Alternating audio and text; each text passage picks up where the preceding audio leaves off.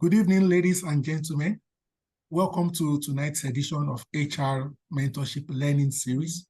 Today, we'll be looking at a very fascinating and interesting topic, managing exceptional performance and scarce talent. Managing exceptional performance and scarce talent.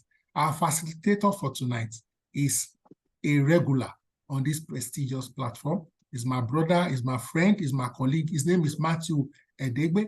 But in case someone perhaps does not know him or is not well acquainted with him, I would want to share his profile with us briefly.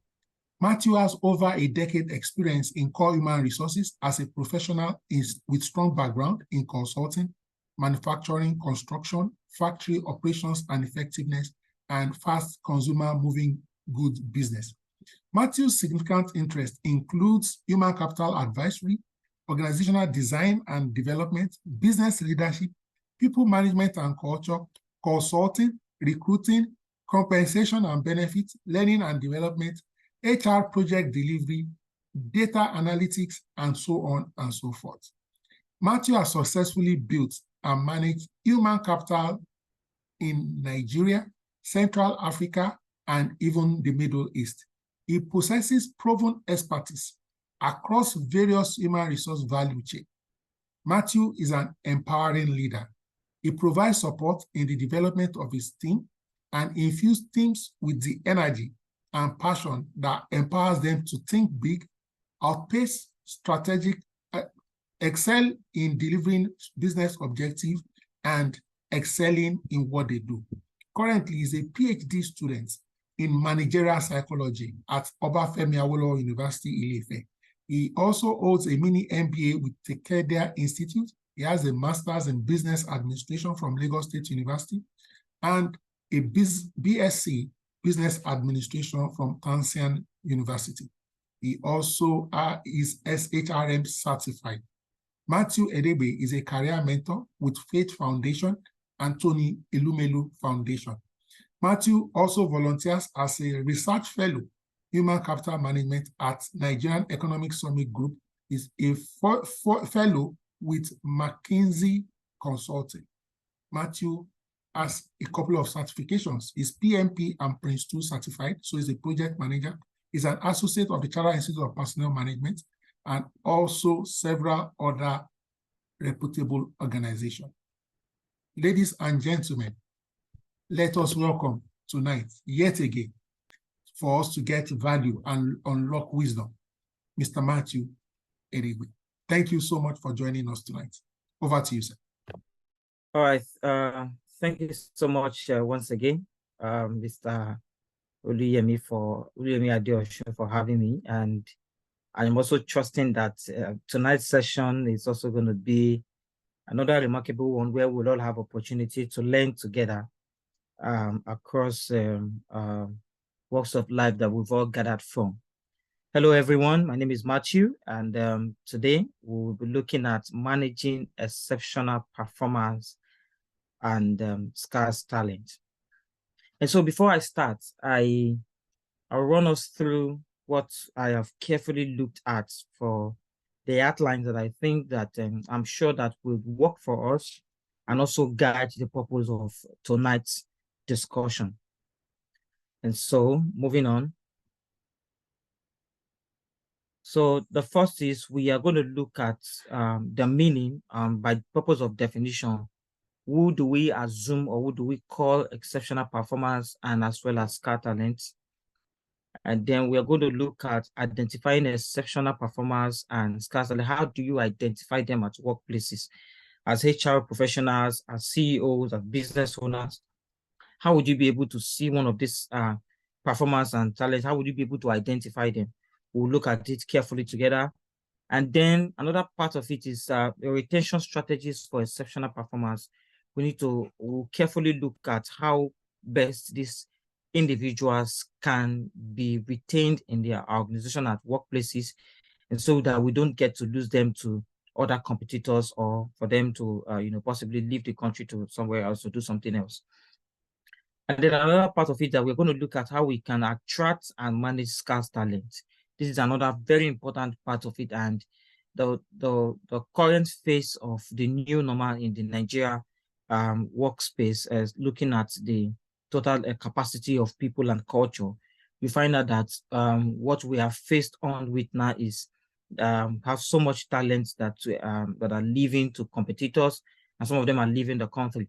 And you also agree with me for the purpose of experience, I'm referring to senior colleagues on this course and those, of course, with cognizant years of experience in the human resources industry. You agree with me that this is the period where most talents and performers would want to change their job. This is the time they leave. Between the months of September and October, they leave to other organizations. So how do we attract them, and how are we going to manage the ones that we have currently? And then another part is creating an inclusive environment for this talent and performance.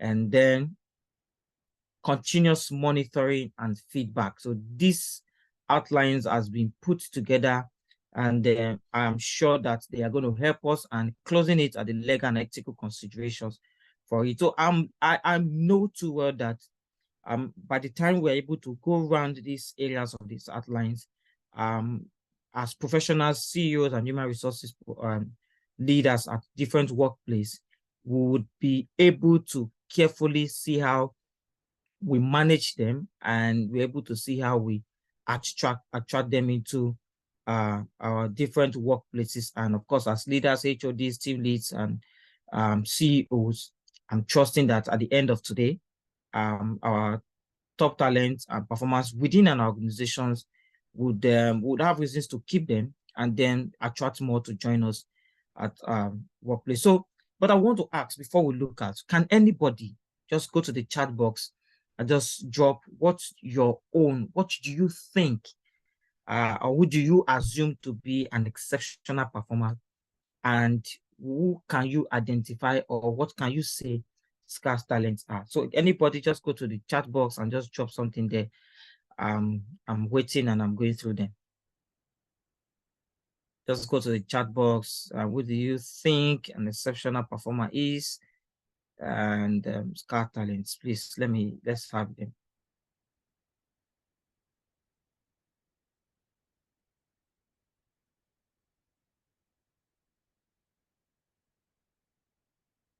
I'm waiting. Okay, we have one here. In the tech space, we've had scarce talents. Thank you so much, Paul. That's a very good one. Thank you, Paul. An exceptional performer is an individual who consistently demonstrates outstanding skills, capacities, and results in their field. And oh, that's our mentor speaking there. Thank you, sir. Okay, who else wants to send something to us? I'm also trying to see how I manage the time allocated. Yeah, I just want us to have a better understanding and a good background. An exceptional performer or star talent is someone who stands out in their field due to their exceptional skills, talents, and abilities. Thank you so much, Sumbo. Yeah.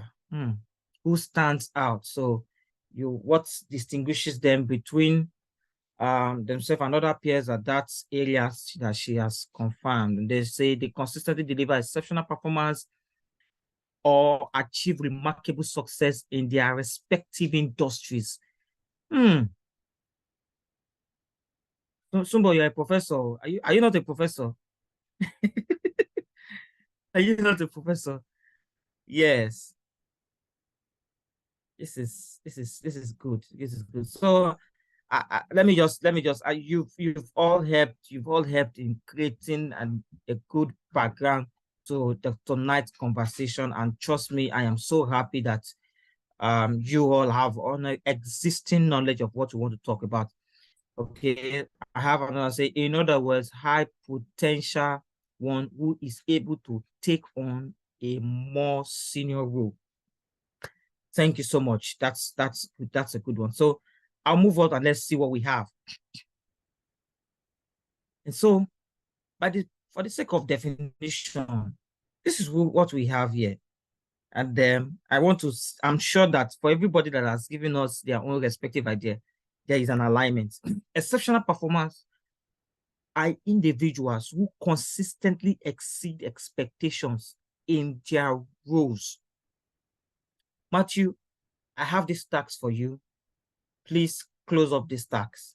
The task was given to me at 8 a.m. or probably my boss get to the office earlier than 8, and before assumption of duty for that day, I've gotten a prompt on that task, and I'm able to go the extra mile to not just meet up with the expectation, but surpass what my boss had prepared it for. Now, they often categorize as or by their high level of skills, knowledge, and abilities, as well as their strong work ethics and dedication. So you see that if you look at where you work currently, you will agree with me that there are people like this. At every workplace, at department and unit, you have these sets of people that are there. And this cannot be overemphasized, because the reason is that we have talent across different work life who have gotten different experience based on their own field and experience and expertise, and also people who have been privileged to lead them, people who serve as mentors to them, and who have been able to ginger them and put them in the right track. And you can only have this kind of people succeed in this place when they get to workplaces. Going forward, say they are also typically creative and innovative, and they always looking for ways to improve their performance. So you always have them. I have a colleague who came to me one time and she said, Matthew, the difference between myself and every other person is that I go out for knowledge. I am always asking for what to do. Are we together? You see this set of people that always ask for what to do. I'm sure heads of departments, team leads, you have this set of individuals who always come to you say, sir, what can I do for you today? Sir, what can we do today? You see these sets of talents, there are people that are ready to not just learn, not just to improve themselves, but they want to contribute to the overall success of the unit and the department, which informs the performance and decision of the organization. In this case, objective and key result area for the department. And you cannot but say that these people should be managed, taken good care of, and most importantly, retained in the organization so that you don't get to lose them to competitors. And then we look at the second one, which is the scarce talent. It's a term used to describe individuals with unique skills and abilities that are in high demand. So if you read that what Paul said in the chat box, Paul was specifically referring to those in the tech space. The tech individuals are individuals who you can openly say that they have that unique skills and abilities, and they are in high demand. I was in a webinar when I had privilege to sit in the panel, and we're just talking about a current corporation that has banking industry and another business. They lost one of their precious talents to another top rising fintech industry organization. And guess what? A business idea that was shared by this talent to the corporation that was declined. The fintech industry took this guy and gave him a senior role. And this young man has been able to sell that business idea to this fintech industry, this fintech organization. Now, guess what? That product is what everybody today, if I name this product to you, you cannot say you don't know it. Now, this is something that originally would have been enjoyed by a bank. So at this high space, especially in this period that we are now, most organizations are losing their best talents. Most people are calling it the Japa syndrome, but I tell you one truth. While I agree with you on the conversation of the Japa syndrome, like I said in the panel where I'm privileged to speak, I said it's not just losing them to the Japa or losing them to other competitors. What is happening is that they are not properly managed. If they are properly managed, I'm telling you the truth that they would not have reasons to want to leave, understanding that they have high level of tendency to increase and impute their own capacity in the area of contributing what they have to the overall business of the overall objective of the business. So we also went further to say these individuals are often difficult to find and hire, and they can come and they can demand high salary. Scarce talents can be found in a variety of fields, including technology, engineering, healthcare, and finance. These are the areas where I'm not saying that those of us in the human resources space, we can't have, no, we also have, but basically for the purpose of research and findings, these are the areas where you can be able to find the scarce talent most of it. Technology, engineering, healthcare, and finance. These are the areas.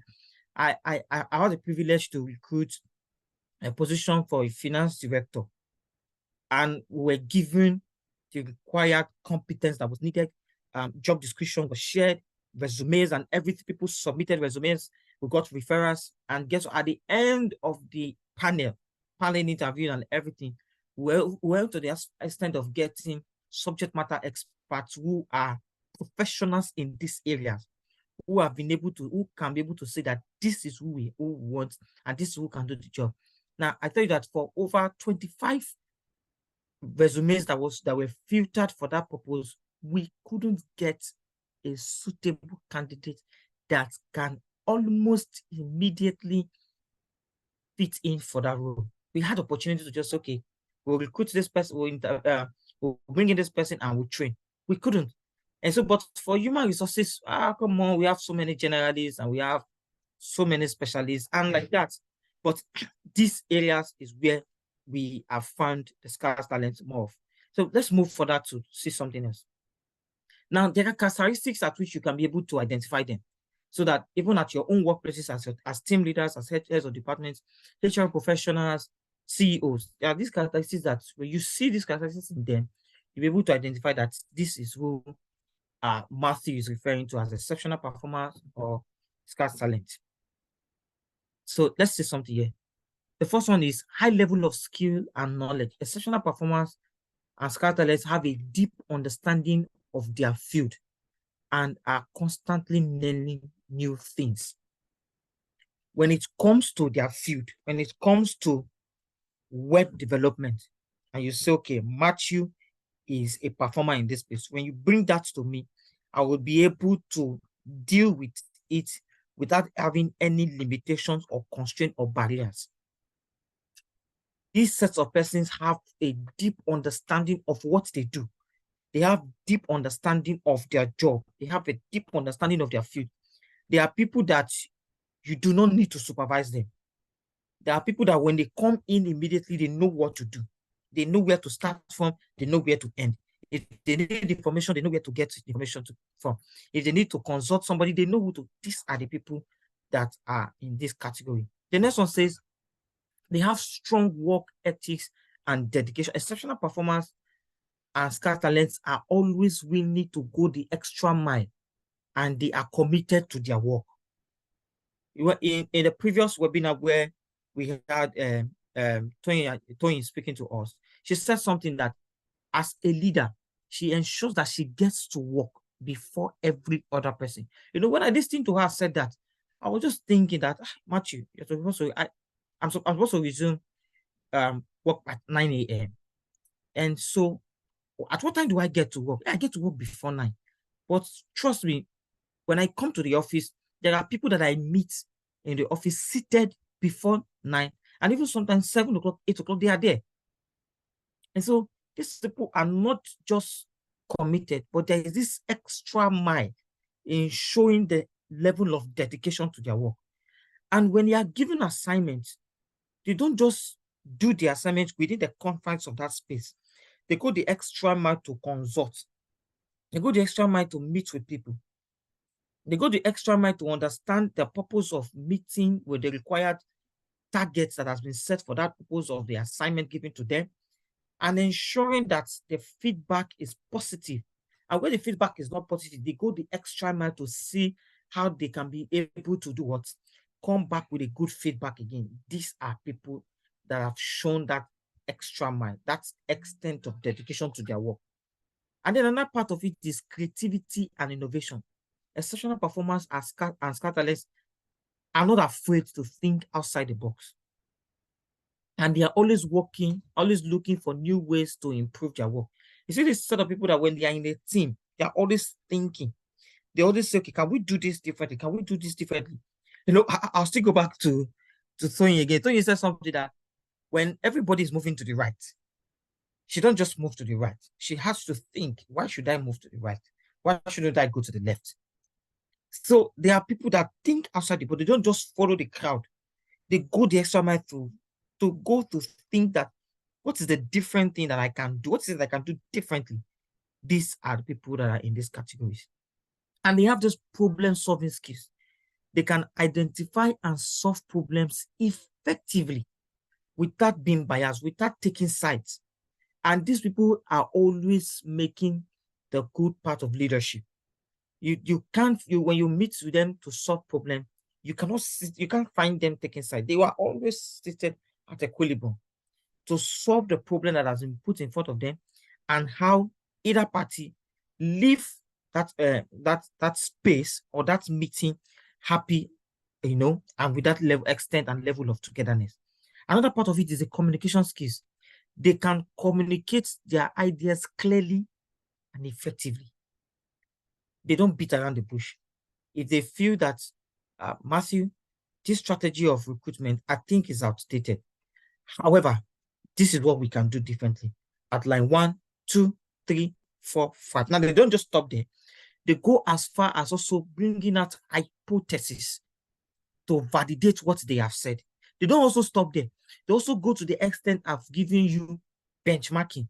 And some organizations within the same industries that are in this same part. So they go the extra mile to get further information to give you and to share that idea that they have. These are exceptional performers and they are good Scarce talent. And the last, which is not the least, is the leadership skills. They are often natural leaders and they can motivate and inspire others. So within your organization, I'm sure, at running through these 6, within your organization, your department and unit, you can tell that there are people that you are working with, and there are people that are working with you that has these potentials and these characteristics.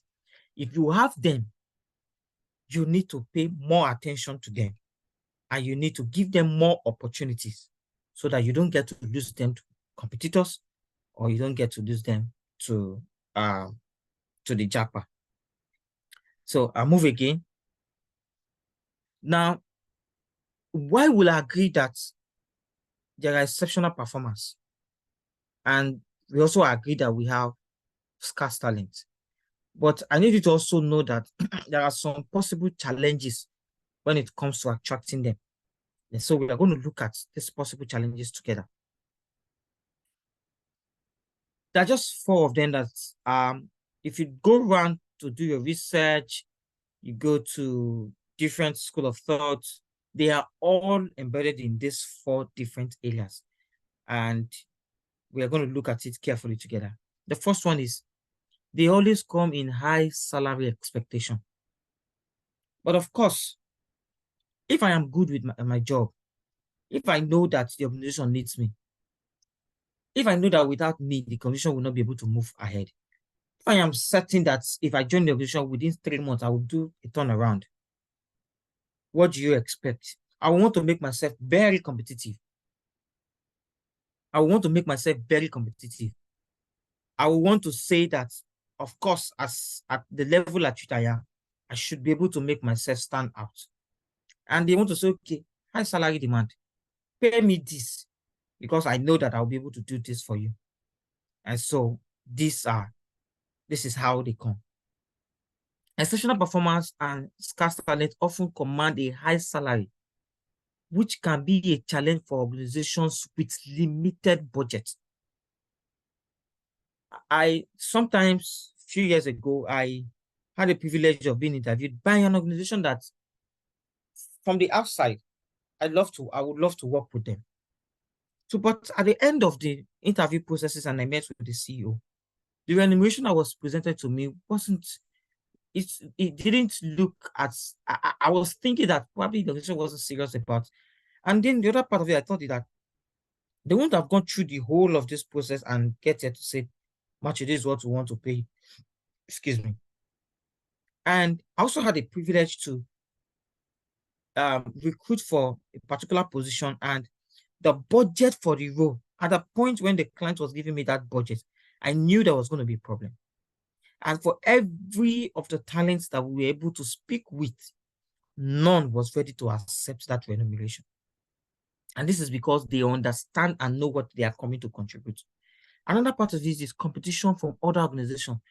Organizations are competing with each other to attract and retain exceptional performance and scarce talent. So this is one thing you should know. If you're working in Bank A as a web developer, and Bank B needs your talent, and Bank B needs your idea, they need your competence, they need your skills, they need your know-how. If Bank B wants to attract you, Bank B can go to the extent of giving you 300%. They can go as far as giving you 200%. I have a friend who was giving 300%. That was why I was quick to say 300%. Because they needed to take him away from where he was working previously to where he is now. So it happens. So so you must know, as a leader, as HR professional, as CEO, you should know that there is this high level of competition which is established out there. Hence, it is good and important that you carry out what is called remuneration benchmarking. So many organizations are already doing it currently as we speak. Organizations are doing it currently. You carry out remuneration benchmarking to ensure that your current talents are enjoying the right one. And two, they are also enjoying competitive remuneration together with your competitors. And if possibly, yours is higher than. So that by the time your competitors are coming in to say they want to take your talent will be able to say no. Because the truth is, in this part of the world, Nigeria, where we all find ourselves, with a exception to those people that are not in Nigeria currently and listening, you'll agree with me that the talents that we have here currently in Nigeria, over a larger percentage of them, let's say about 3%, the remuneration is very important to them.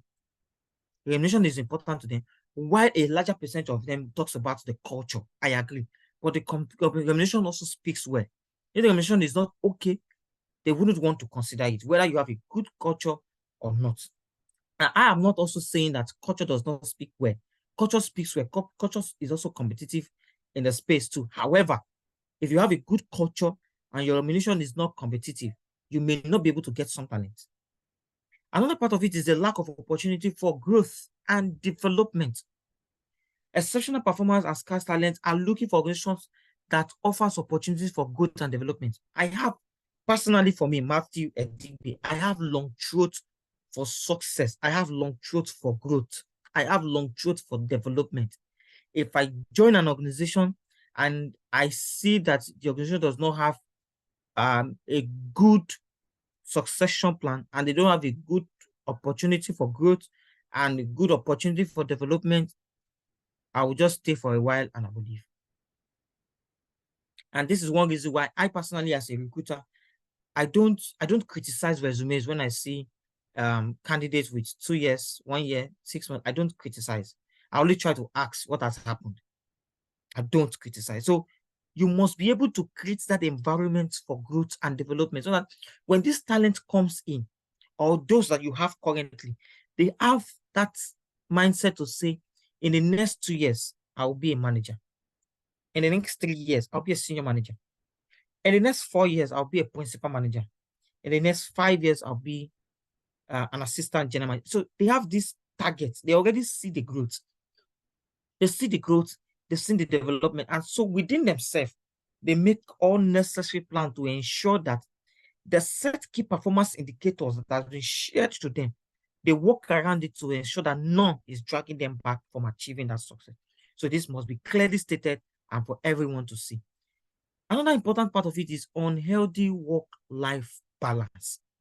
Exceptional performance and scarce talents often work long hours. You should know that. The reason why they work long hours is because they want to close targets within stipulated turnaround time. And because they will go the extra mile in imputing more results, they work more longer hours, and they may not have a good work-life balance. So as leaders, as HR professionals, you need to consider this. Currently, I work in a consulting firm, and I have this colleague. We closed up on a particular project, and the project is also still ongoing, but there's a part of it that we closed up. I had to walk up to her and say, please, you need to take a day off. It's glaring in your eyes. I'm not the head of the department, but I was talking to her directly. I was able to identify that no, she needs time off to rest, because it was glaring that she had overworked. So this set of people, this set of colleagues that we have in our organization, you need to carefully look at these 4 areas and put them in line. If you're able to put them in line, it will be easy for you to attract those that are outside in, and the ones that you have currently in, you will have reasons and opportunities to keep them within the organization. And then move further.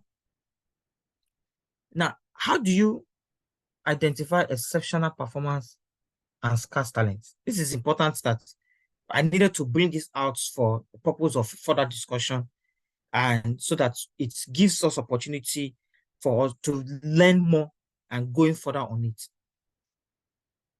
Assessment and recognition is the first one. You need to establish clear criteria for what constitutes exceptional performance and scarce talent in your organization. So if you say that from category A to category B, anybody falling in this, that has fallen in this bracket, are exceptional, state it clear.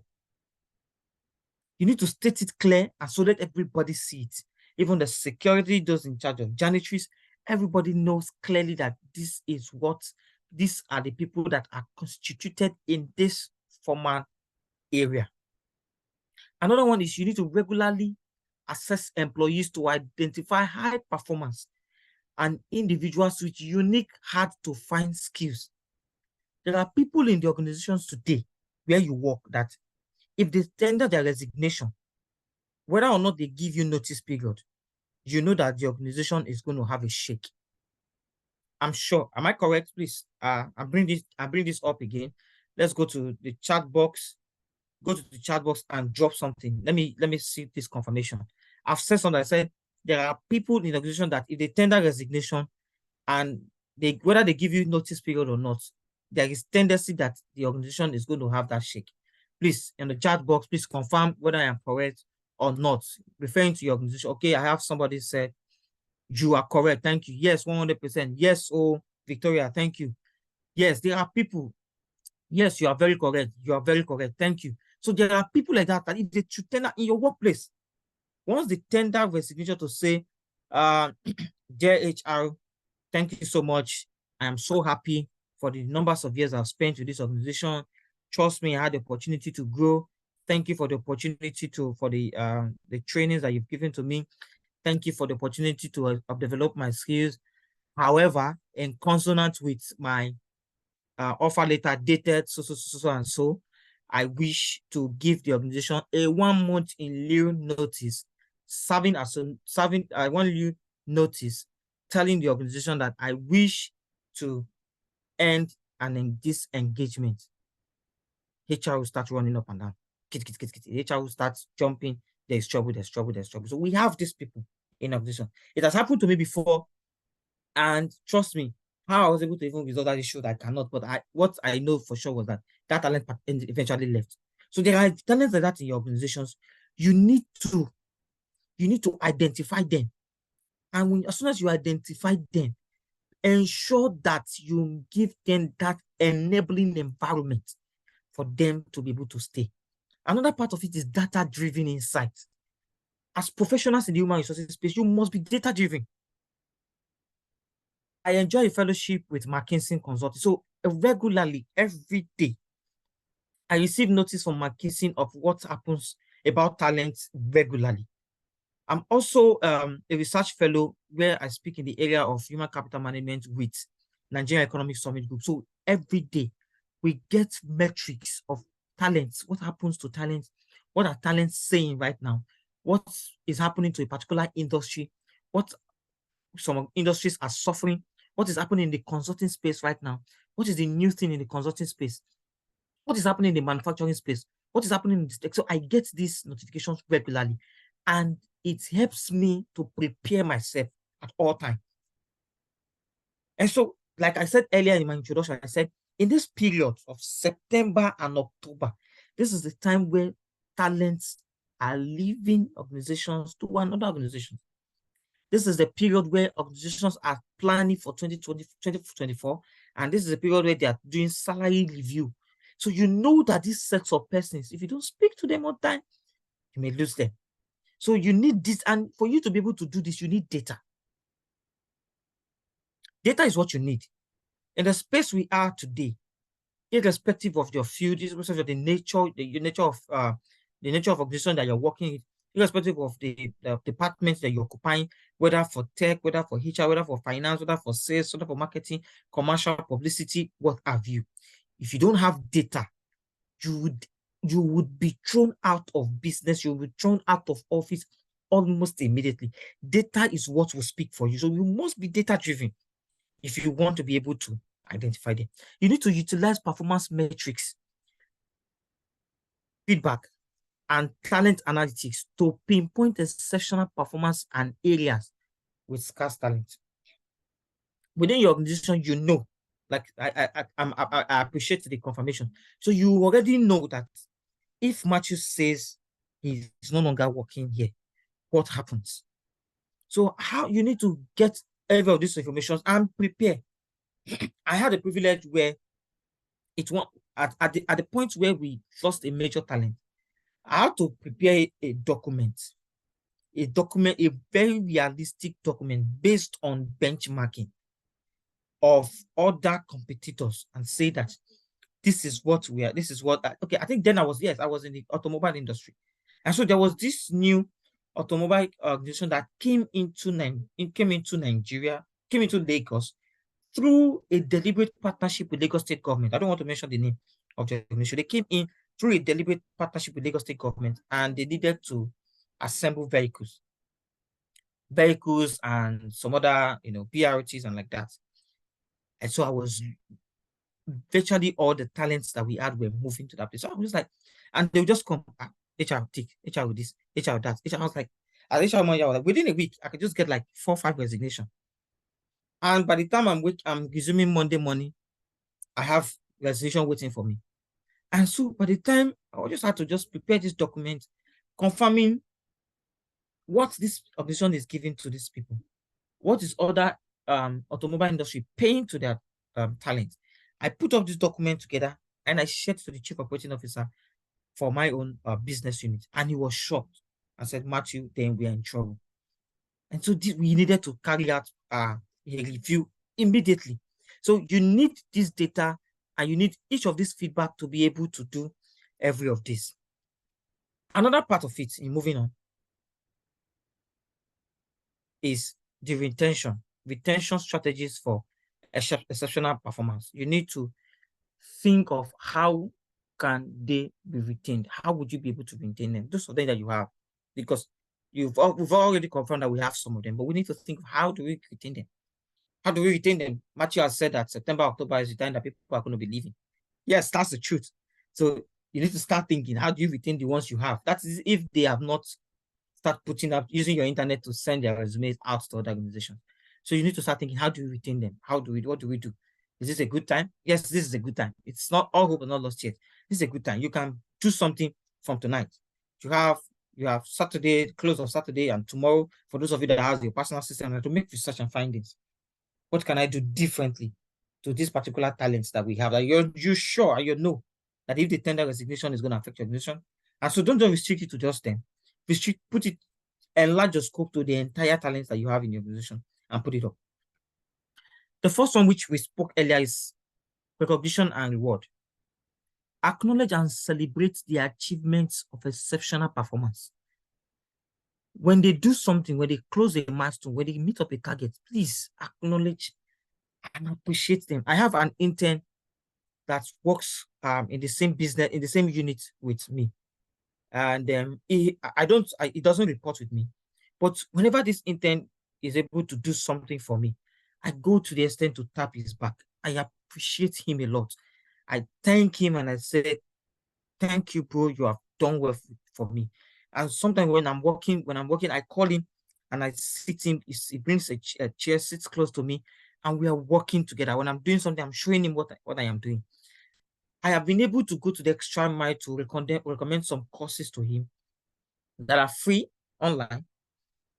I've been able to also push him now to register for CIPM professional examination through the examination route. Through examination route. Now, I'm doing this because I have recognized that he is a talent that after his internship and possibly retained within the business unit or somewhere else within the organization, is going to perform excellently. Now, this is me doing this, now, not the organization. So we need to also look at it.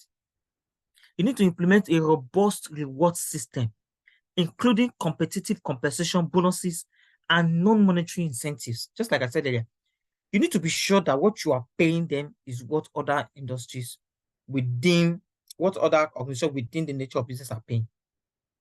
And so that is where the compensation benchmarking comes in. You need to go and do it. As a human resources professional, if you have not done it, or if you don't have it, then you need to work on it. You need to have your benchmark as at today. You should have it. If you don't have it, please go and work on it. If you need help in it, please speak with Mr. Oluyemi Adeosun. He knows what to do on how you can be able to get it. By now, every HR professionals that are leading departments, every CEO, you should have it. You should have this compensation benchmark within the nature of business. If you don't have it, speak to Mr. Yemi Adeosun. He will help you work on it. And you should also have the right bonuses. If you have, and so now another thing we should see that most organizations make promises and they don't meet with it. They don't fulfill it. This is what happens over time. You tell a sales or a commercial facing employee to say, if you're able to make this sale, you get 2% of this. And the commercial person goes to the extra mile of even surpassing the 2%. And you now find out that when the CEO will now say, we are not making money, and we cannot meet up with that promise. No, you don't say that. You don't say that as a CEO. And as HR, you don't bring up that communication. But if there is any reason why that will not be able to, you need to go that extra mile to bring that employee together and have a deliberate conversation with him or her. Most organizations are losing their talents and performance because they have refused to meet with promises that have been made, 1, 2, and they have failed to meet up with timelines of remuneration that has been communicated over time to this respective talent. Another part is the professional development. In my organization where I work today, we have training budget. That's what we call training budget.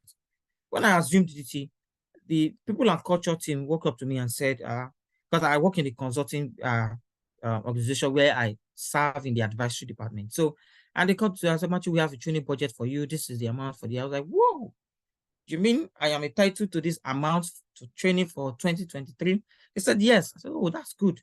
And so as I speak to you now, I'm looking for a good training institute or professional development that I want to take, which is going to conform with the budget that has been put for me. So this is what the organization has set for me. And so the organization has made that plan for me. And you agree with me that it's not an organization that has professional budget for their talent.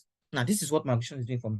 I also want to tell you that. I also want to share that there's possibility that there are other talents out there that want to come work in my organization because of this purpose. So we need to look at it. Provide opportunity for continuous learning and growth through training, workshop, and mentoring programs. Don't just limit your talents to Monday to Friday conversation. No, don't limit them to that. You have reasons to take them out. Let them go out to attend functions. Let them go out to attend conventions. Let them go out to attend seminars. CIPM conference is coming up in Abuja in November. It is not a crime as a CEO to pay for the head of HR, at least if you cannot pay for a 1-2 person within the HR department. If it is the head HR, you can sponsor him, Because it's not just for him to go there. He's going there to get refreshed of industry practice that has been reviewed within the people and culture space. That's one. Two, he's going to go there to meet with new friends, new talents.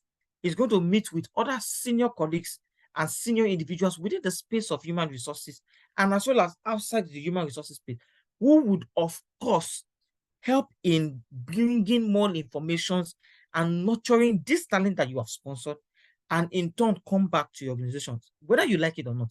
Whoever you fail to train, whoever you fail to plan for, will eventually either bring down the success of your business or leave to another organization that will train him or her. That is one thing that is sacrosanct, and this cannot be overemphasized. Another part is you need to create individual development plans tailored to each exceptional performance goals. Every exceptional performer, they have their own goal. For me today, if I want to be the head of advisory department for the organization where I currently work, it's a role that it's not even at the level of being a senior manager. It's a directorate position. For you to be head of advisory, it's a directorate position. So if I want to become a director today at where I work, what do I need? What is the plan? Is there a leg down plan for me? Yes, there is. And this has been evenly communicated. So I need to rise through these ranks. And at that position, to assume the position of associate director or to become a full director, it goes to the board. Now, before the board can be able to say, okay, let's Matthew take this position, the board would have been able to understand, they would have been able to know, they would have been able to see what I have done over time in the organization. So these are informations that within our space as professionals in the human resources industry, as well as CEO, we need to create and make them available. Another one is the career pattern. You need to map out clear career paths within the organization. You need to make it clear. If somebody comes in January 2023, is he going to remain in that position by December 2023? In January 2024, are you going to send a communication to him or her that, Matthew, please prepare by June, there's going to be a job rotation. You're going to be moving to this, you're going to be moving to this. Are you saying to Matthew that, Matthew, in the next 2 years, you're going to be a team leader? Are you saying that, Matthew, in the next 3 years, you're going to be the head of the department? There should be a clear career path. I should see it. And career paths are visible within organizations. Career paths, they are visible. So when you come in to say, hey, Matthew, don't worry, we have what we have with what we see you doing, we are sure that in the next 3 years, you are no. You don't, that's not the communication. As soon as I join the organization, I should see it. Career paths are visible. People will be able to see it and they will be able to say that, yes, I know where I'm heading to. Discuss and align career goals with exceptional performance and provide opportunities for advancement. You need to always speak to them constantly. You need to share knowledge with them regularly. You need to provide opportunity for advancement. In our space today, we have what we call job enrichment, and we have what we call job enlargement, and we have what we call job rotations. So give them this opportunity. Add more work to them for what they are doing. If they are currently serving in the capacity of supervisor, tell them to give them opportunity to serve in the capacity of head of department, carrying the head of department and in alignment. If the head of department is going on leave, on vacation, push this exceptional performance to act in that capacity. Maybe 22 working days, 15 working days, 10 working days, 5 working days. Let them just be, they have that feeling. Most of this performance and Scarce, this is what they want. They want to enjoy that feeling. They want to feel within that space that I have been given that opportunity to serve. If you don't give them that opportunity, they will just be looking at you. And it's important we look at it. Now, you need to put them into challenging projects. In my organization where I work today, my current head of department puts me into challenging projects. He will just come in, Matthew. That was the day he went for a meeting and he just came and said, Matthew, we have a project today. A project has been assigned to us and you are going to lead that project. And I was like, how? Sir, I've not done this kind of project before. Matthew, go and prepare your work plan. Go and do this. Go and do that. And I had to go back to my system and sat down in front of my HP Core I let me look at Core i5 Intel's laptop, and I was just staring at it. And guess what? I made 1-2 calls, and then I had a work plan. Now, that between that time, my boss has said, Machi, go and prepare work plan. I learned how to prepare a work plan. I was able to make calls. I was able to consult. I was able to meet with people to say, Machi, this is how to do it. Now, that learning within that turnaround time between me leaving his office, going to my table, and coming back to the work plan, I have been able to learn something different. Now, if he comes back another to say, Matthew, we have a project, prepare a work plan. I don't need to go back to this set of people anymore. I already know what to do next. So he gave me that opportunity, which I leveraged on. I prepared the work plan. The project started well, and the project has been closed. So if another project of that similar, if we get a similar project like that, or by 2024, which of course we'll have to do to that same project, and it says, Matthew, you are leading this project, in maybe 24, in less than 5 hours, I should be able to come with a work plan and share with him with everything that has to do with the project. And probably maybe by next day, he says, okay, he gives it to somebody younger and say, Matthew, support. I know what to tell that talent to do. So you need to give them challenging projects. Assign high impact projects to keep exceptional performers engaged and motivated. You need to put projects into their hands. You need to give them tasks to do. Give them tasks to do. Tell them, you get this done. Matthew, get this done. This is how to do it. This is how to do it. This is how to do it. Give a clear roadmap. And Matthew come back to say, boss, this is what I have done. And he looks at it and says, no. Do it this way. Do it this way. It goes back again, and it's coming back in it. Now, that is this whole process is the engagement. This whole process is the turnaround engagement for that talent and that scarce talent, that performer. And so he's motivated to see himself that he's going to be leading a project. He's going to be having individuals behind him, working with him for the purpose of this project. He's going to have opportunity to assign roles and tasks to these individuals that are going to be working. So that is the feeling that these people want. You need to encourage cross-functional collaboration to expand their skills and knowledge. So don't just limit them within that scope that you think that they are good. No. You need to also put them out into another space and say, okay, Matthew, go and try this differently. You can also say, Matthew, go and do this differently. And as head of departments, as team leads, as head of HR and CEOs, you need to give your team, you need to give your talent opportunities. I got an invitation in my introduction.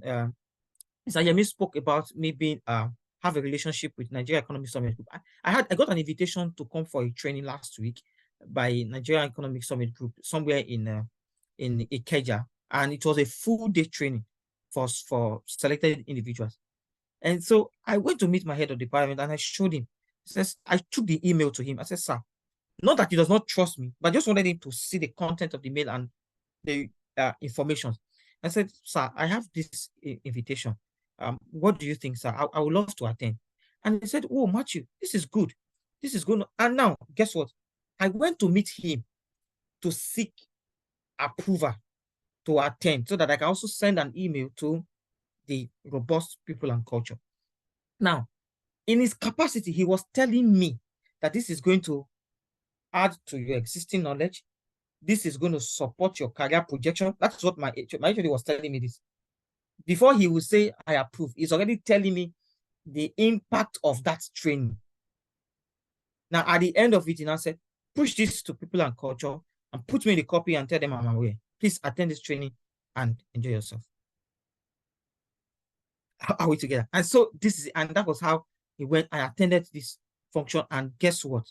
That was the first time I was going to be meeting with the chairman, the CEO of the Nigeria Economic Summit Group. I had an engaging conversation with them. I was placed on the panel, and it was an engaging conversation, and they were serious. And you know, there's this head shaking that, oh, I finally meet with Matthew physically. And if he had not given me that opportunity, my HOD has not said, don't attend it, I probably would have gone back to my table feeling sad, or probably just continue the day's work. But guess what? I was able to enjoy something different. People were able to meet with me. I was able to get new friends. I was able to get new connections. My connections increased. My network increased. I got new connection requests from LinkedIn. People wanted to meet with me. In fact, one of the webinar I did this morning was from that fallout, because there was a senior colleague there that said, Matthew, I want you to come and do this and he just gathered the entire HR team, 16 of them, and we had an engaging conversation together. Now, if my head of department had not permitted me to attend it, this wouldn't have happened. So please give them opportunity. Another thing is the flexible work arrangement. This cannot be overemphasized. McKinsey said something that 83% of workforce would prefer to work from home. And McKinsey Consulting went further to say that this 84% performs better when they are in the office. Philip Consulting came out again with their own research in this same area to say that they said about them 76% of employees prefer to work from home. And these people are individuals who would do exceptionally well when they are at home. Now, these are findings by top consulting organizations in the world. So you need to offer flexible work options to accommodate the unique needs and preferences of exceptional performance. If they call on the phone and say, Matthew, I will not be able to get to the office today. I would love to work from home. Please permit them. Don't assume that they are going to interview in another organization. Whether you like it or not, they can always arrange for a flexible time to be interviewed. So if you say that you're not going, you must come to work. They can request for it to be virtual. And when they request for virtual, and they can say, okay, put it between 12 noon and 1 p.m. And which is their lunch hour. You cannot tell me that I should not make use of my lunch hour. They will go and use their lunch hour to do the interview. So give them that opportunity for a flexible work arrangement. If they cannot be able to meet it, give them that opportunity. Don't make life difficult for them. Don't try to bring strict policies because you don't want them to leave. Your policies are not what keeps them. I'll tell you this for free. It is not your policies that is saying that they are not going. They have not left the organization because they have not been able to get a better place. They get a better place, they will leave. All organization has policies for in lieu. 2 weeks for unconfirmed, 1 month for confirmed employees. Then for categories of director, we do say 3 months. We have these policies and organizations. Are you telling me that we don't have people that leave immediately? Are you saying we don't have people that resigns and they'll tell you I'm leaving immediately and they go? There are some that they will drop their laptop on the table, drop all the work tools on the table there. And when they get out of the gate, they use their mobile phone to send their resignation. And in their mail, they will tell you that all work tools and everything has been dropped on the table. You go there and you find them. You are not owing them, but they are owing you in lieu legally. But they are out. So you need to keep them. Considering the Japan syndrome, so many talents left the country. Did they give the organizations in lieu notice and I'm giving you 1 month? Some of them just got their visa and they left. So please don't bring strict policies that you think will help in tying them down. No. If you do that, you are aiding their exit from the organization. Another interesting part of it is you need to ensure a healthy work-life balance. Please, by all means, it is not work. It is not. Don't support the Monday to Friday strategy. You must work, resume 8 a.m., close 5 p.m. Monday to Friday. Create a work-life balance for your team as head of department. And so that is why you have that opportunity. That is why you are head. As a head of department, you can create a work-life balance for your team. What is important is, are they bringing results? Yes, they are bringing results. Then create it for them. Give them that opportunity to relax. Give them that opportunity to rest. Give them that opportunity to have that feeling. You can create a team bonding session.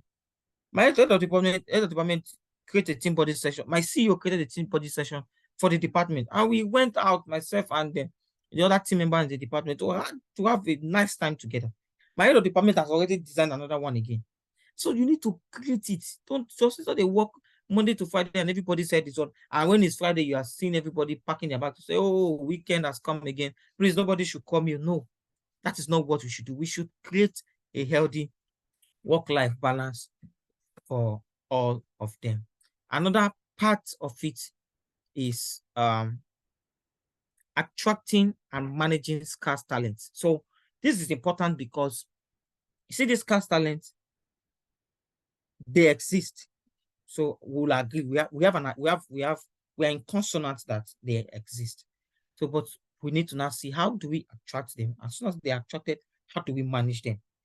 The ones that are within us, how do we keep them? Our recruitment strategy is very important.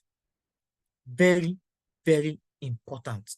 See, over time, I had a privilege to be interviewed sometime, and I was just looking at the processes of the interview, do this, do that. They were just taking me through unnecessary stress.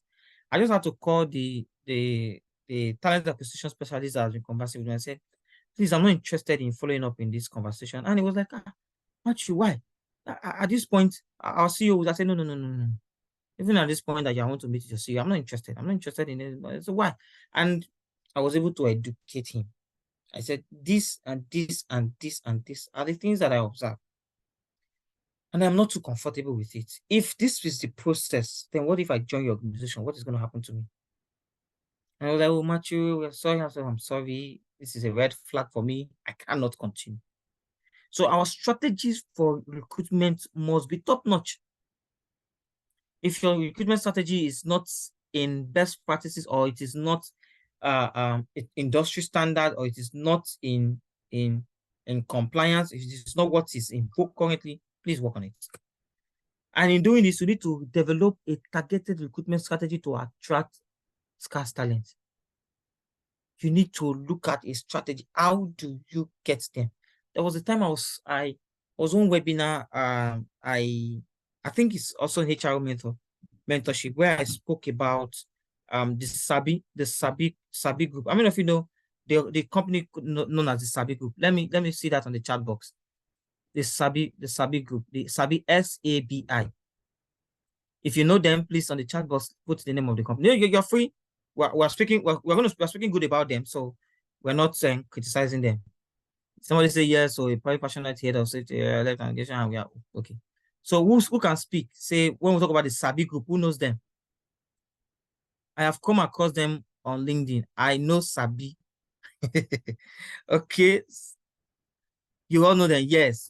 So there is an organization known as this. Actually, the Sabi is a slogan. Should I use the slogan they are called for? That's not the name of the company. Yes. So I would love to read it, but I just wanted to be sure. So since we all know them, so let's move further.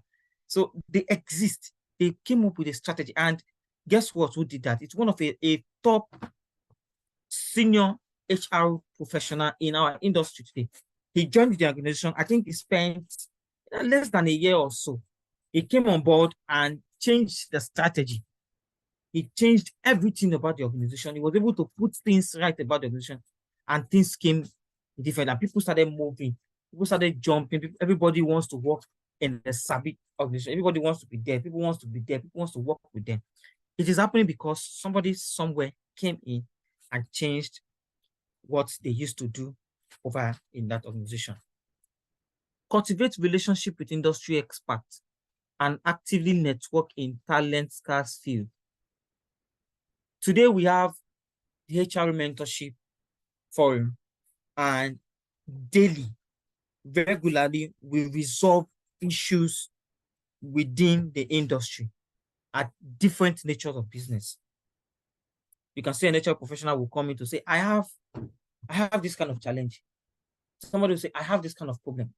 Somebody will say, this is what is happening in my organization. I need help.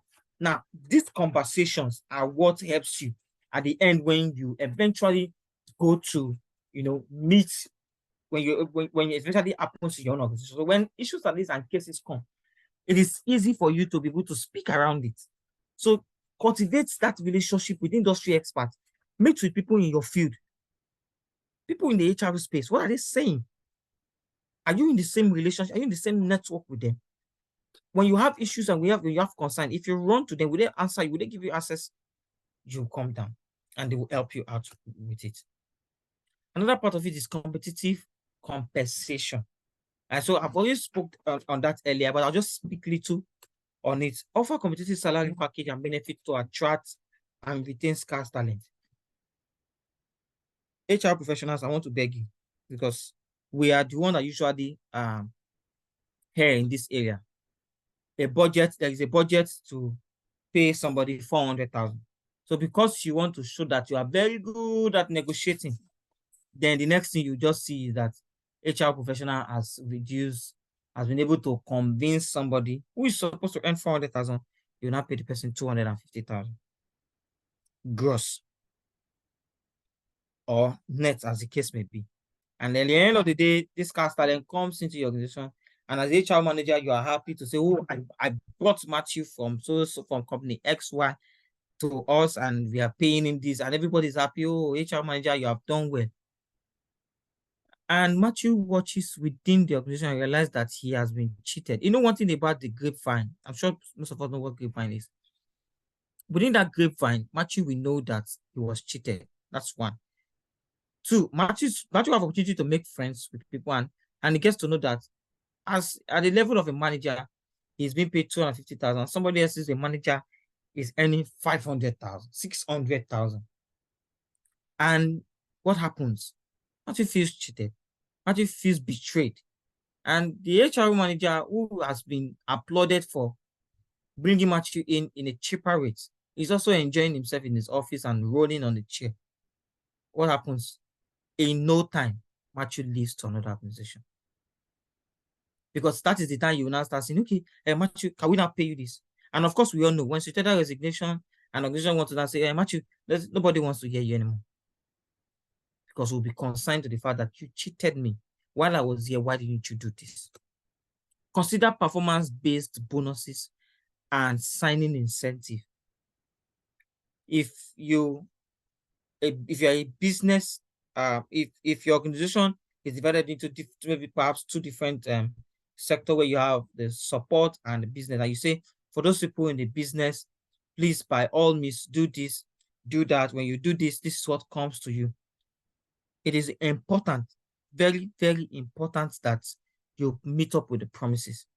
If you consider a performance-based bonuses for them, please put it up. When you put it up, meet with it so that it gives them sense of belonging and they want to remain within the organization. You need to also build a reputation. And you see, reputation starts from the first person that the talent will speak with. Yes, I saw somebody somewhere. I said, when you join an organization, the first person you meet or the first person you converse with speaks a lot about the organization. Whether you are meeting with the right person or whether you're meeting with the wrong person, but it speaks a lot about the person. When I wanted to join my current organization, I was careful to decide to join the organization, but I was also careful to meet a friend or meet with an current employee before joining on LinkedIn. And we're just gisting. He did not even know that I joined that I was beginning an offer. He didn't know. So we're just talking, and I was like, I love your profile. I see some of the things that you've done. And he was like, "Oh, tell me about your organization. I love to." You started telling me some things about the organization. I was like, "Oh, this is what we do here. This is what we do here." And I was like, "What are the benefits of working? Because I would love to come and work with you, but let me apply." And he was like, "Oh, yeah, what we do. This is what we do. And every month we do this. Every week we do this. And this is who our CEO is." And I was like, "Wow, this is a nice place to really work. I really love this place." And I was like, "Oh, that's true." Now, before assumption of duty, the people and culture has already sent an internal memo of my profile and my picture to say, "We have a talent joining us on so day. Let everybody be prepared to welcome Matthew." And then this young man came to my LinkedIn page and said, "What? So you are coming to join us?" I was like, "How did you know?" He said, "People and culture has sent an internal communication about you." And I said, "I am thanking you specially because you made the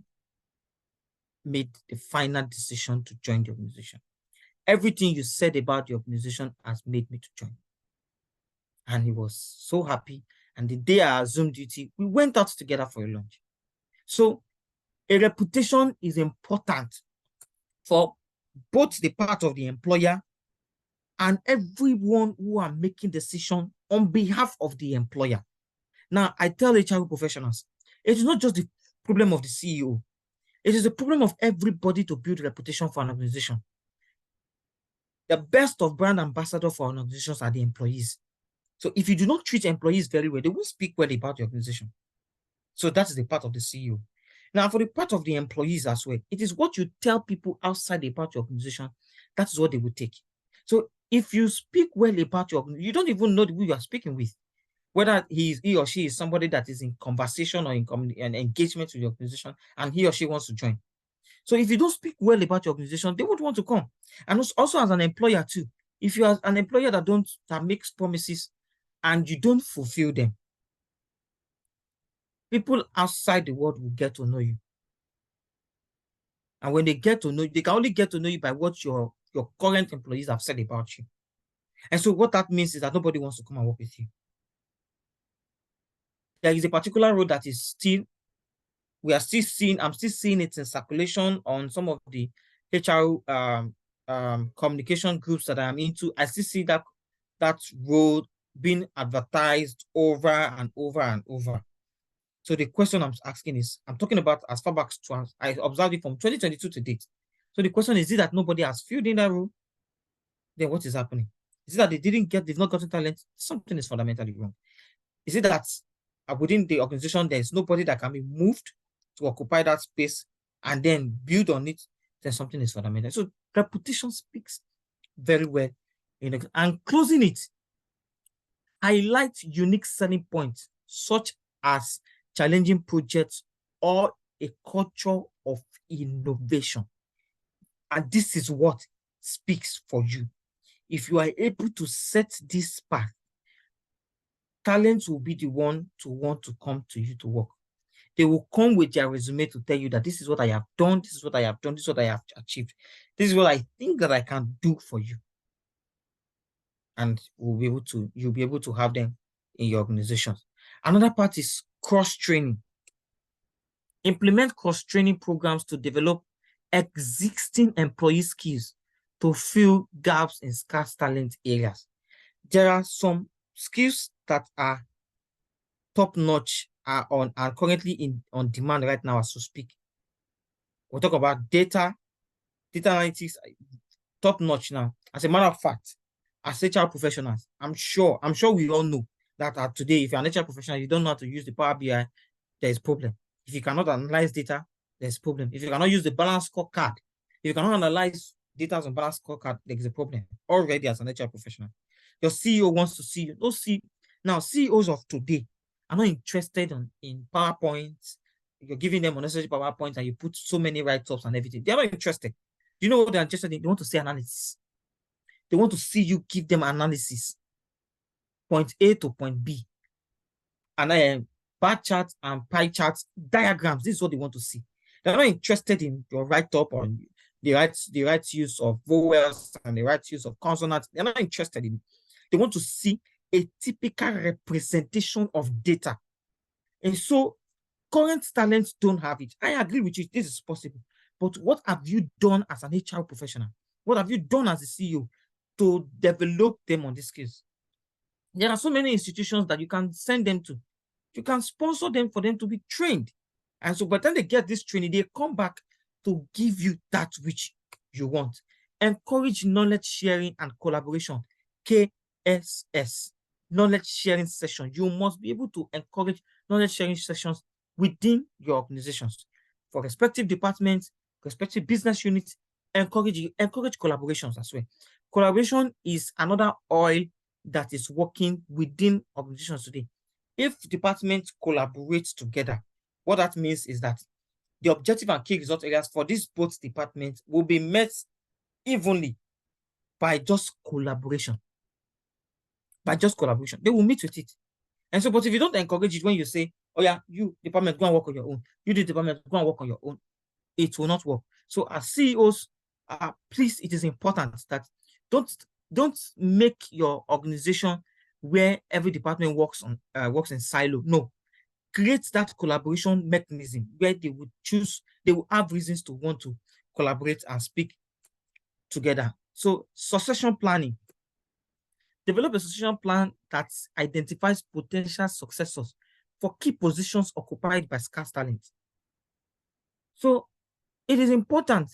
That's why I asked earlier that if a talent resigns from your organization, a high performer resigns from your organization, what would you do? Do you have somebody in place that can fit in almost immediately? If you don't, please. Now, succession planning is a conversation on its own. It contains a lot. I'm not saying that it's a field that everybody in the HR space may really know how to. I totally agree. But if you need help, come on, you can reach out. There are so many HR professionals in the HR mentoring platform that are available to help you. They are ready to help you. They are ready to speak with you. They are ready to guide you in how you can be able to design a smart succession plan. When I speak about a smart succession plan, I'm sure you understand the S, the M, the A, and the T. I don't really want to go much with that because of the time. You need to provide mentoring and coaching for these successors. If you feel that Matthew is a scar talent and you have already had a backup for Matthew, whoever my backup is, you need to ensure monitoring, mentoring, and coaching for my successor. And in doing this, you need to put conversations, engaging discussions, meeting attendance, training workshops, conventions, conferences, and programs. This is how you can be able to do this. And another part of it is the talent networks. Establish partnership with universities, professional organizations, and industry forums to tap into emerging talent. You know, when I'm back in secondary school, then I used to know about some organizations that goes to the likes of Federal University of Technology, Akure, Federal University of Technology, Mina, Federal University of Technology, Owerri, the University of Ibadan, Obafemi Awolowo University, Lagos State University, University of Lagos, Lagos State University, and also in the private industry, in private university, Covenant University, they go to this university to take their best students, and then they give them job. There are other organizations that goes to schools to take talent in the engineering space, in the engineering department, and they provide jobs for them. So you can go to that extent of partnering with these top-notch institutions. I am not saying that you should just walk up into any institution because they are close to you. No, you need to ensure that the university or professional institutions you want to partner with are the ones that will give you the right competence that you want, the right talent and individuals who will become exceptional performers to your organization. Then you need to attend conferences and events to connect with potential scarce talents. Attend conferences. Like I said earlier, we have the CIPM conference coming up. Come on. How many of us have registered? If you have not registered, please, you need to register. It's an opportunity for you to meet with talents. It's an opportunity for you to meet with people. And then if you check my background, HR mentoring, we are celebrating our anniversary. If you check the background of my slide, you will see it. You will see that I've used it. In fact, I used it twice today, and I'm speaking about our anniversary. When you come there, you're going to meet some other talents. You're going to meet senior HR professionals. You're going to meet people who would help you with your current problems you have within your organization. You're going to meet with senior HR professionals that can talk to you almost immediately if you have any problem. Even though it's an opportunity for us to wine, opportunity for us to dine, but guess what? There's also going to be opportunity for us to exchange knowledge. So when you come to events like this, you will be able to meet with you're going to have opportunity to meet with professionals in this industries and space. Moving further, we also look to understand that you need to create an inclusive environment. If there's no inclusive environment in your workplace, no matter the kind of talent you bring in, the talent will run any moment. Diversity and inclusion cannot be overemphasized. There was a time the Chief Human Resources Officer of Polaris Bank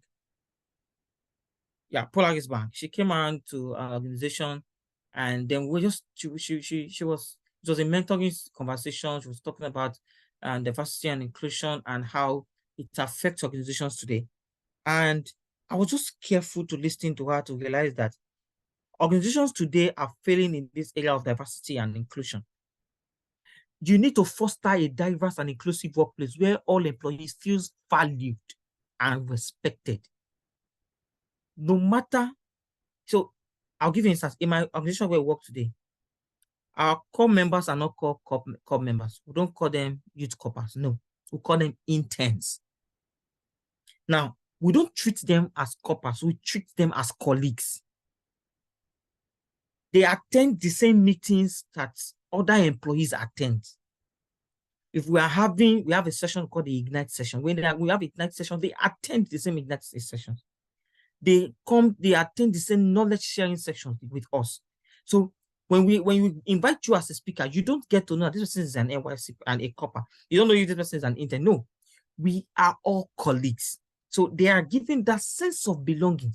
They are respected, they feel valued, and they have that sense of belonging.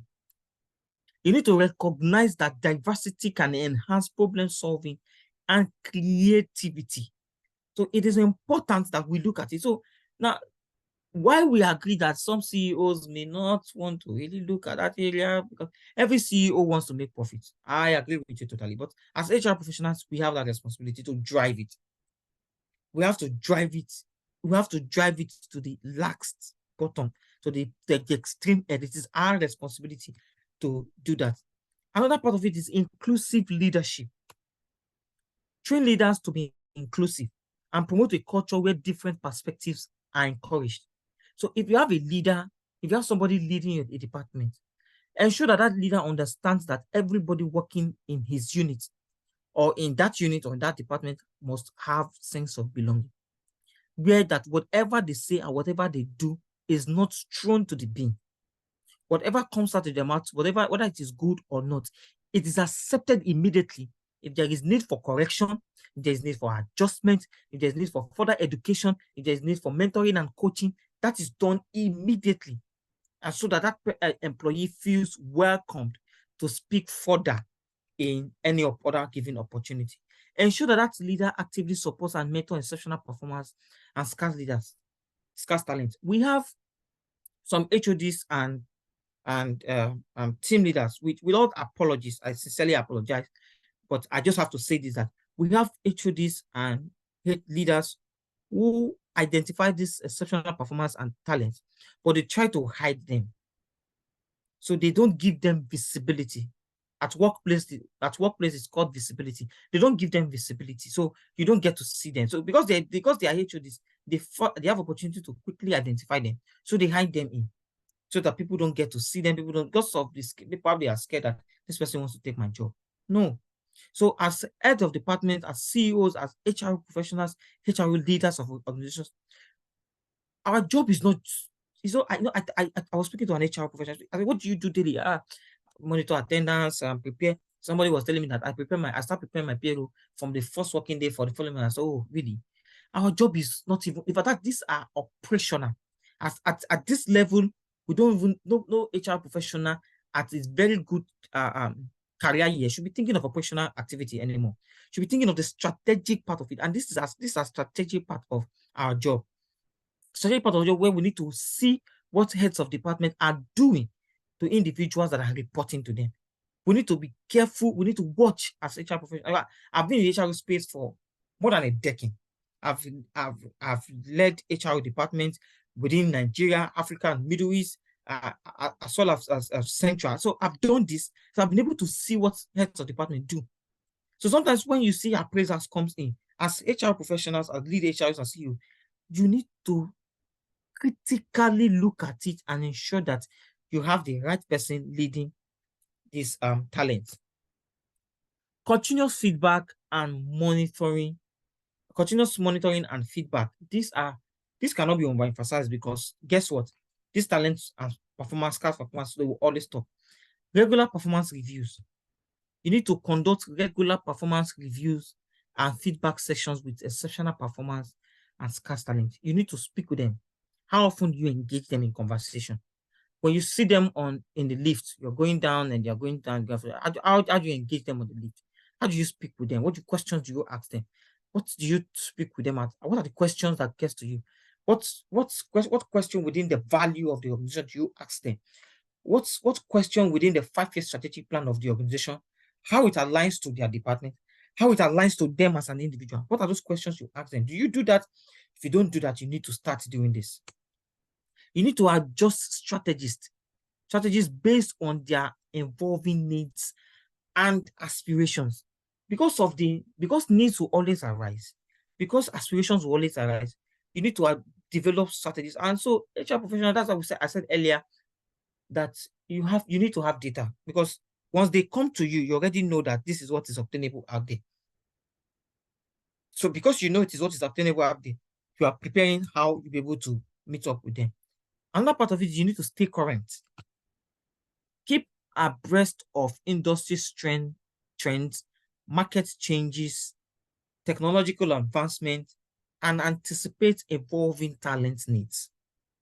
In CRPM professional examination one or two, there's a part that talks about labor market analysis.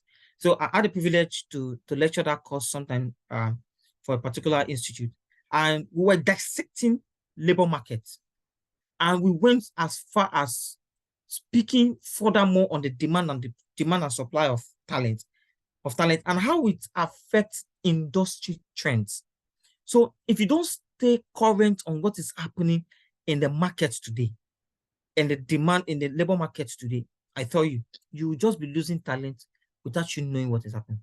But if you have this opportunity and you are aware of what is happening in the industry, it is easy for you to be able to effectively compete with any HR professional or HR lead who wants to take your talent. Closing this side, you need to adapt your talent management strategies accordingly. What talent management strategies are you using currently as HR professional? What are you using? What do you have? Is it in best Is it the best practices? Is it new? Is it in the current trend? What are you using? How often do you renew it? Have you shown it to your mentor if you have a mentor? Have you shown it to a senior HR professional to help you criticize it and look at it if it is worthy or not? These are things that we need to carefully look at. Then, wrapping up, there's what we call the legal and ethical consideration. Yes, when I was preparing this slide, I needed to think further to say, for these people, what is it in particular that we need to be careful of legally and for the purpose of ethics? So I got a slide that talked about compliance. Ensure that all talent management practices complies with labor law and regulation. This, the way I've said it, I'm sure everybody understands me clearly. So I had to bring it here because we have so many reviews from Nigeria Industrial Court, Nigeria NICC, Nigeria Industrial Court, and NJIC, Nigerian Joint Industrial Court. So we have reviews coming out from them regularly. I'm sure we all are aware now that one of the latest is that you cannot suspend an employee. You can't suspend. If you suspend an employee, you have to still pay that employee for that suspension. You have to do that. So when you are bringing in a talent and you sign off the offer letter you have issued to that talent, and then you add an addendum, and the employee or the talent accepts your addendum, and you are saying that for so time to so time, this is what we will do for you, and you are unable to meet with it, it has a legal implication to the organization and trust on the HR department. And importantly, maintain transparency and fairness in compensation and recognition. I said something earlier. If Matthew is entitled to 400,000, pay me 400,000. Don't price me to 250,000, and then you will not go back to say, oh, I am happy I was able to bring Matthew from 400,000 to 250,000. As soon as I come in and I see that you have cheated me, I will tender my resignation without giving you any notice. And by the time you're not writing to me, Matthew, do you know that you're supposed to? And I will tell you, you cheated me by doing this and by doing this. And in fact, by the time I want to even reply you, I will reply you with facts and figure. I'm saying this because I have an experience about it. I have a talent who did it to an HR professional who happens to be a friend. And the guy showed me the mail. Matthew, look at what this guy said. And I read it. And I asked him, I said, how much was this guy supposed to be paid truly? He said, you know our job now. We're supposed to. I said, no. How much was he supposed to pay? And he said, and this. I said, okay, why did you now reduce it? He said, because I needed to work on your KPIs. Oh, your KPI. But your KPIs also been affected now because of attrition and because of employee turnover. Have you seen it? And that is one. Now, how was this guy able to know? He was able to make friends within the HR department. And somebody there was able to tell him that this is what we have done for you and this.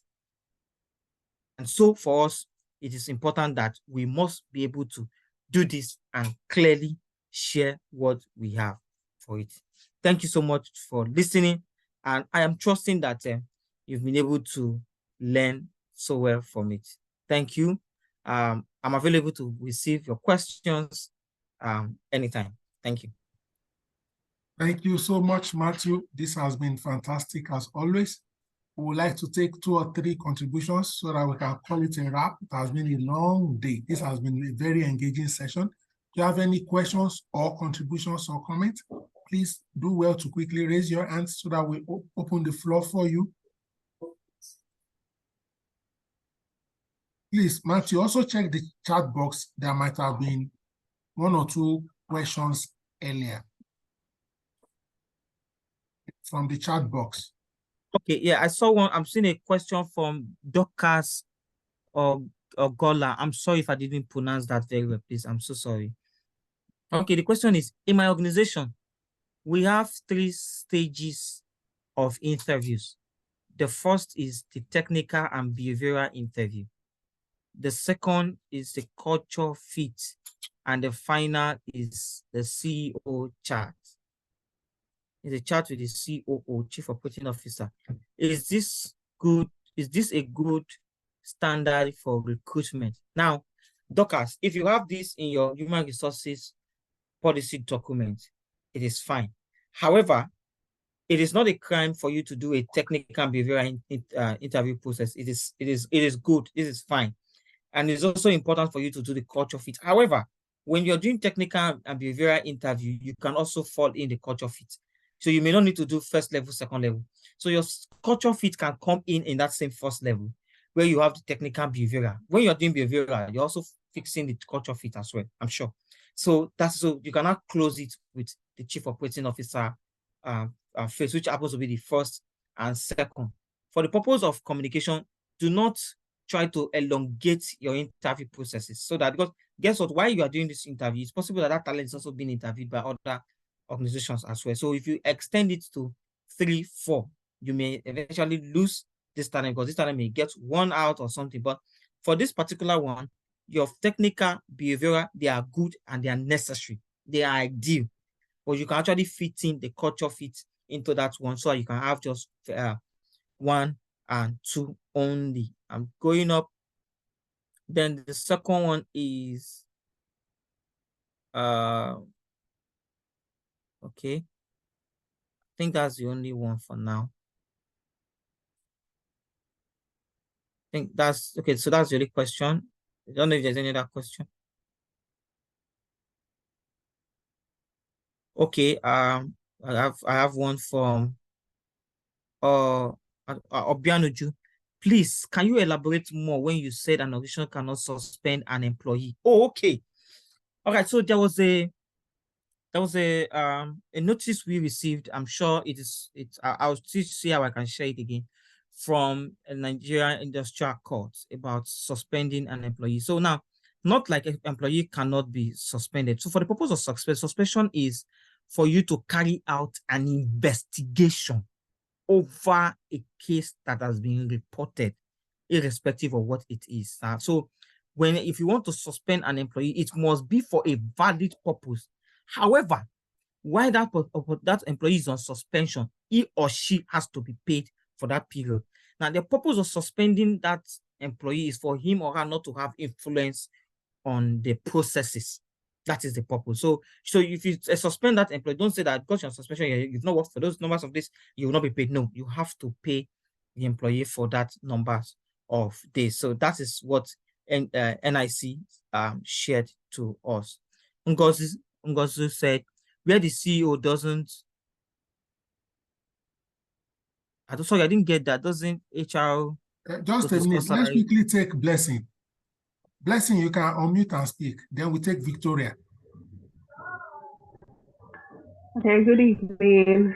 Good evening, sir.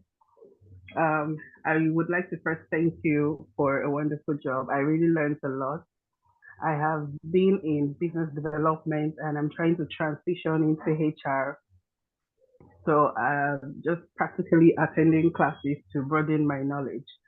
I would like to ask, when the host, Mr. Matthew, spoke about compliance, so there was a time I had an argument with somebody about the Nigerian labor law. So my data was gotten from Google on a particular issue, but there was a discussion sometime last week, I think, on another HR group I belong to, say discrediting the Google version of the Nigerian labor law. In this case, if we cannot use Google, I would just like to ask where can we get this data so that we can ensure compliance? Okay, thank you so much, Blessing. So the Nigerian labor law is a document that has been prepared to guide organizations and professionals in managing talents within the organization, and also ensuring that we are in compliance with each of its sections within the law. So, but you can actually reach out to Mr. Adeosun, of course. So he can give you this document. He'll give you the document, and then you can, take your time to study it and then speak around it at any time you want to speak around it. So Adeosun can always help you arrange that document. Because I understand you when you talk about, I had a confrontation.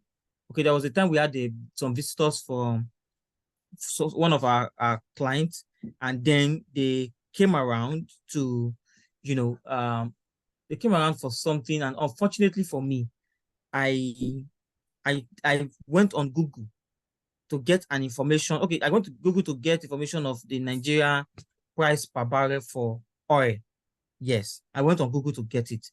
And the man was not like, Matthew, this information you gave to us is not correct. I was like, I now turned my laptop, when you are trying to make it look like you know what you are saying. I turned my laptop. He said, look at this man is going to Google. Who asked to Google? And he now sent me the budget. The budget for 2023 as approved by and signed up by the president. I said, go and look at the price that is there. And guess what? I was just looking like a scoreboard. So yes, not using that is don't look at Google. Have this document and to help you. Thank you. So we'll quickly take Victoria Abimbola. That will be the final voice comment. We need to wrap up in the next 5 minutes latest. Victoria, please. Vicky.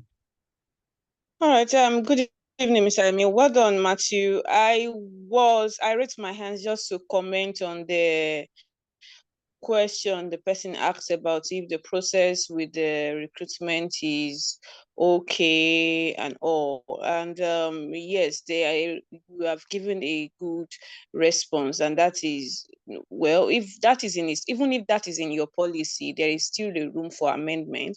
I do think that one of the ways that we can attract talents in the first place is not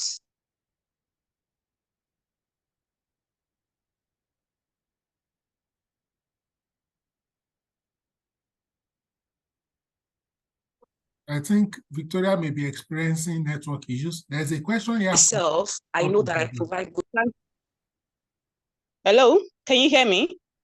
We lost you for like 30 seconds. Okay, can you hear me? Yes, please. Now? Hello, can you hear me? Yes, we can. Yes, we can. Okay, so what I was saying is that I think personally, one of the ways we can attract this talent and these exceptional talents in the first place is during our recruitment process, let's try as much as possible not to frustrate them away, even before they get the offer, so that by the time we are extending offers, they won't be already tired. Some recruiters do think that by the time they make the recruitment process too rigorous and those talents are coming to the office the first time, the second time, the third time, the fourth time to be doing this test, this interview, that, they are trying to make sure that they're picking the best candidate, and that is not really correct. By the time you are making it frustrating and they are beating this, doing this, a process that can be merged together and make one, and then just meet them at once and address this if it's culturally fit, and then address this at the same time. Then when it's culturally fit and you know that you have addressed this, then let them meet the next stage, and then you the summary is, let's not make the recruitment process too rigorous. That way, the talents that we're supposed to be attracting, we won't be chasing them away.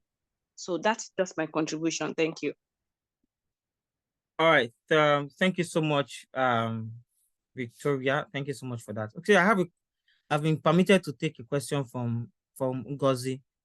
Where the CEO doesn't allow HR to discuss salaries with candidates, what do we do? Okay. Yes, it's an issue within. It's an issue that is currently not just Ngozi. I tell you that you're not the only one that's been affected. Yeah, you're not the only one that's been affected. But now something has to be done, and it has to start from you. You need to give your CEO opportunity to trust you, to trust your department. It is the function of the Human Resources Department to carry out negotiation when it comes to compensation and benefits. It is your responsibility. Your CEO can only get involved when you have the talent requesting for more and you have data to prove that the organization should or can pay better so that you have that talent comes in. That is when the CEO comes in. Because of course, before you carry out recruitment, there is an approved budget. A budget has been approved for what the talent is going to earn. So for that conversation, it should close on your desk. So you need to create an environment where the CEO and every other members of the organization will trust that department which you currently serve in. So if this is possible, then the CEO will be able to allow you to do that. Sometimes some CEOs want to do this because they feel that they are the best negotiator. They feel that they can speak better when it comes to negotiating remuneration. So that is why they want to do it. And it's also taking out their time. So I think that if you are able to, then you'll be able to do that. Yeah. So I don't know if I've been able to attend to you, Ngozi.